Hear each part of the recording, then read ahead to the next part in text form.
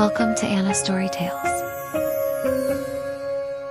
कदीम ज़माने की बात है। कोहे हिमालय के पार एक ऐसी सल्तनत थी जिसे दुनिया गुलिस्तान इरम के नाम से जानती थी।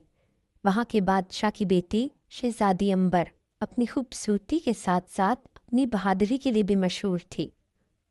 एक शाम जब वो शाही बाग में अपनी सहेलियों के साथ चहलकदमी कर रही थी, अचानक परिंदे उड़ना बंद हो गए और हवा थम गई। देखते ही देखते आसमान से एक त्यों हेकल काला साया उतरा। ये शद्दाद जिन था जिसके सर पर संगलाख सींग और आंखों में दहकती हुई आग थी। इसने एक जोरदार कहका लगाया जिससे महल की दीवारें लर्ज उठीं और शहजादी अंबर को अपने फुलादी हाथों में जकड़कर बादलों की तरफ उड़ गया। बादशाह और मलिका बेबस होकर देखते रह गए, क्योंकि शद्दाद जिन कोकाफ का वो जादूगर था जिस पर कोई इंसानी हथियार काम न करता था। बादशाह ने पूरे मुल्क में ढिंडोरा पिटवा दिया कि जो शहजादी को लाएगा वो ही इससे शादी कर सकेगा। कई नामवर पहलवान गए, मगर कोकाफ की सरहद से कोई वापस न आया। आखिरकार पड़ोसी रियासत का शहजादा फरहान दरबार में हाजिर हुआ। फरहान ने अपनी कमर से तलवार बांधी और अपने तेज रफ्तार घोड़े पर सवार होकर निकल पड़ा। सफ़र के 40वें दिन फरहान ऐसी वादी में पहुंचा जहां धुंध इतनी गहरी थी कि हाथ को हाथ सुझाई न देता था। वहां इसे एक नौहरानी चेहरे वाले बुजुर्ग मिले जिनकी दाढ़ी इनके घुटनों तक आ रही थी। उन्होंने फरहान को रोक कर कहा, ए नौजवान, आगे मौत का रक्स है। शद्दाद जिन की जान इसके सीने में नहीं बल्कि एक तिलिस्माती राज में छुपी है।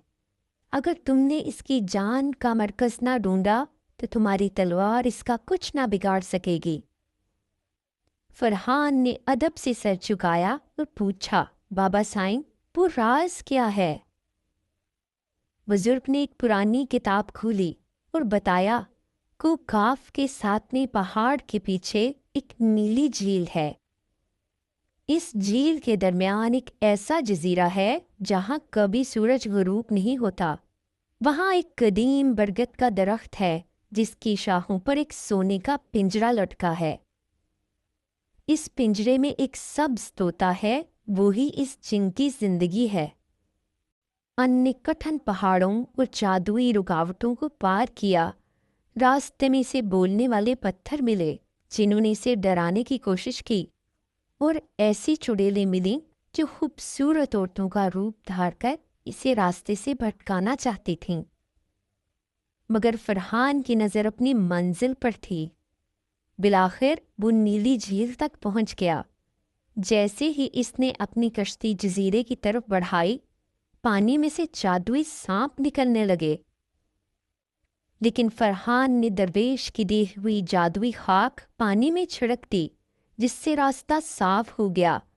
वो जजीरे पर उतरकर और बरगद के दरख्त पर चढ़कर इसने सोने का पिंजरा उतार लिया। इसी लम्हे आसमान से शद्दाद जिन बिजली की तरह गरजता हुआ नीचे उतरा। वो तड़प रहा था क्योंकि इसे अपनी मौत का एहसास हो गया था। रुक जाओ ऐ इंसान, इसे मत छूना, वो गर्ज कर बोला। हान ने जरा भी देर न की और तोते की बाईं टांग पकड़कर जोर से मरोड़ दी।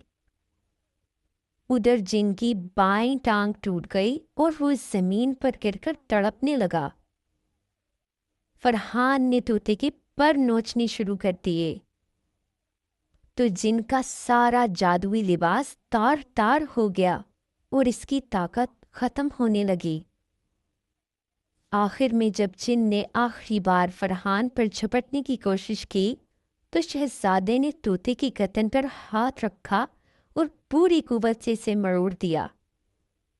एक होलनाक चीख बुलंद हुई जो पूरे कोकाफ में गूंजी, और शद्दाद जिन का अजीम जिस्म धुएं के बादल में तब्दील होकर हमेशा के लिए फना हो गया। जिनके मरते ही तमाम तिलिस्माती कैद खाने टूट गए। شہزادی امبر جو ایک جادوئی شیشے کے محل میں قید تھی باہر نکل آئی۔ اس نے فرحان کا شکریہ ادا کیا۔ وہ دونوں اپنے ملک کی طرف روانہ ہوئے۔ جب وہ گلستان ارم پہنچے تو بادشاہ نے اپنی بیٹی کو دیکھ کر ہزاروں غریبوں میں سونا تقسیم کیا اور شہزادہ فرحان اور شہزادی امبر کی شادی نہایت دھوم دھام سے ہوئی، اور یہ داستان صدیوں تک قصہ گو سناتے رہے۔